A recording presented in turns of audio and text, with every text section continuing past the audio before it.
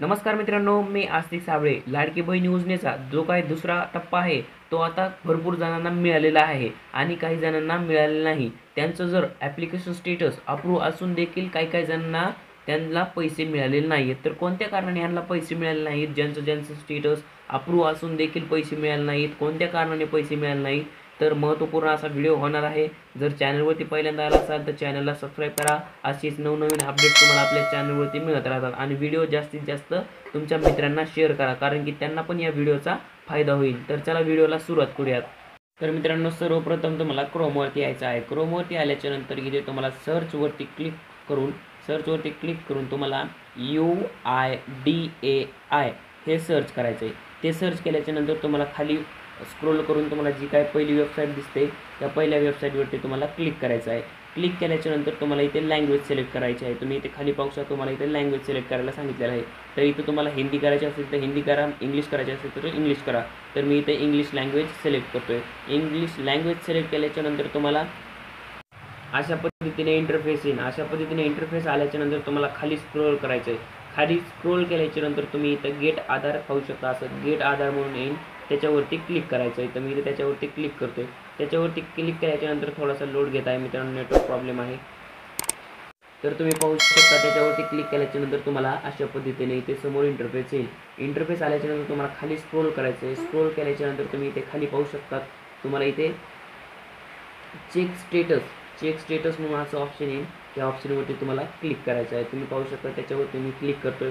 Click केल्याच्या नंतर तुम्हाला अशा पद्धतीने इंटरफेस येईल. त्याच्यावरती क्लिक केल्याच्या नंतर तुम्हाला परत स्क्रोल करायचं आहे. स्क्रोल केल्याच्या नंतर तुम्ही इथे खाली पाहू शकता. स्क्रोल केल्याच्या नंतर तुम्हाला इथं बँक सीडिंग स्टेटस याच्यावरती क्लिक करायचं आहे. बँक सीडिंग स्टेटसवरती क्लिक केल्याच्या नंतर तुम्हाला परत असा इंटरफेस येईल. असा इंटरफेस आल्याच्या नंतर तुम्हाला इथं आधार नंबर टाकायचा आहे. तुमचा जो काही आधार नंबर आहे तो, आणि तुम्हाला जो हे कॅप्चर दिलेला आहे तो तुम्हाला इथे रिएंटर करायचा आहे. तर मी ते तुम्हाला मी टाकून घेतो.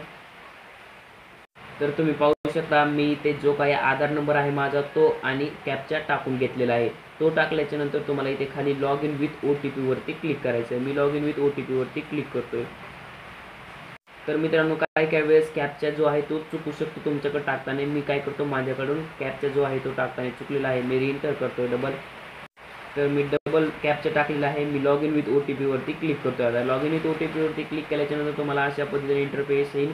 तुमचा जो काही नंबर, मोबाईल नंबर ह्याला आधार क्रमांकाला लिंक आहे तो आता काय करायचं, त्याच्यावरती मेसेज OTP जाईल. तो तुम्हाला इथे OTP फिल करायचा आहे. तो OTP तुम्हाला इथे टाकून घ्यायचा आहे.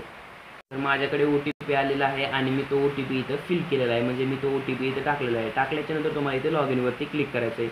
लॉग इनवरती क्लिक केल्याच्या नंतर तुम्हाला पुढे असा इंटरफेस येईल. असा इंटरफेस आल्याच्या नंतर तुम्हाला काय करायचं आहे, परत तुम्हाला खाली स्क्रोल करायचं आहे. स्क्रोल केल्याच्या नंतर तुम्ही इथे पाहू शकता, इथं बँक सेडिंग स्टेटस असं तुम्हाला दाखवत असेल. याच्यावरती काय करायचं, तुम्हाला क्लिक करायचं आहे. त्याच्यावरती क्लिक केल्याच्या नंतर तुम्हाला पुढे असा इंटरफेस येईल.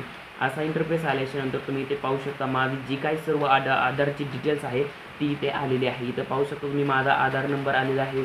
इथे तुम्हाला बँकेचं नाव आलेलं आहे, ज्या बँकेला माझं जे काही आधार कार्ड आहे ते कोणत्या बँकेला लिंक आहे ते आलेलं आहे. आणि इथं सर्वात महत्त्वाचं म्हणजे इथं बँक सीडिंग स्टेटस हे माझं अप्रूव्ह दाखवत आहे. जर तुमचं अप्रूव्ह दाखवत नसेल तर मित्रांनो, अप्रूव्ह म्हणजे ॲक्टिव्ह दाखवत नसेल तर मित्रांनो तुम्हाला पैसे मिळणार नाहीत, एवढं लक्षात ठेवायचं आहे. तर तुम्हाला काय करायचं आहे, तर सर्वप्रथम तुम्हाला बँकेमध्ये जाऊन तुम्हाला हे जे आहे ते बँक सीडिंग स्टेटस हे तुम्हाला ॲक्टिव्ह करायचं आहे. बँकेमध्ये जाऊन तुम्हाला जो काही फॉर्म आहे तो भरून घ्यायचा आहे त्यांना आणि ॲक्टिव्हचा त्यांना म्हणायचं आहे आम्हाला हे ॲक्टिव्ह करून पाहिजे. तेवढं केल्याच्या नंतर तरच तुम्हाला पैसे मिळून जातील. मित्रांनो, महत्त्वपूर्ण असा व्हिडिओ होता. आणि सर्वप्रथम म्हणजे लास्टची एक अपडेट, आता जे काही दुसरा हप्ता आहे, आता दुसऱ्या हप्त्यामध्ये महिलांना किती पैसे मिळतील. तर मित्रांनो, तुम्ही पाहू शकता ज्या महिलांना काहीच पैसे मिळाले नाहीत, आणखी 1 रुपया देखील मिळाला नाही, त्या महिलांना 3,000 रुपये मिळणार आहेत. 3,000 रुपये मिळणार आहेत. आणि जो काही तिसरा हप्ता आहे त्या तिसऱ्या हप्त्यामध्ये महिलांना 4,500 रुपये मिळणार आहेत. ज्यांनी 1ही रुपया मिळाला नाही, ज्यांना त्यांना मिळणार आहेत. आणि ज्यांना आधीच पैसे 3,000 रुपये मिळाले होते त्यांना आता फक्त आणि फक्त 1,500 रुपये जे काय पुढचा हप्ता येणार आहे तो मिळणार आहे. आणि जो काय पुढचा हप्ता येणार आहे तो म्हणजे 17 सप्टेंबरला आपल्याला सरकार वितरित करणार आहे. मित्रांनो, महत्त्वपूर्ण असा व्हिडिओ होता. व्हिडिओ आवडला असेल तर नक्कीच लाईक करा. चॅनलवरती पहिल्यांदा आला असेल तर चॅनलला सबस्क्राईब करा. अशाच नवनवीन अपडेट्स तुम्हाला आपल्या चॅनलवरती पाहायला भेटत असतात. तर चला भेटूयात पुढच्या व्हिडिओमध्ये. धन्यवाद. जय हिंद, जय महाराष्ट्र.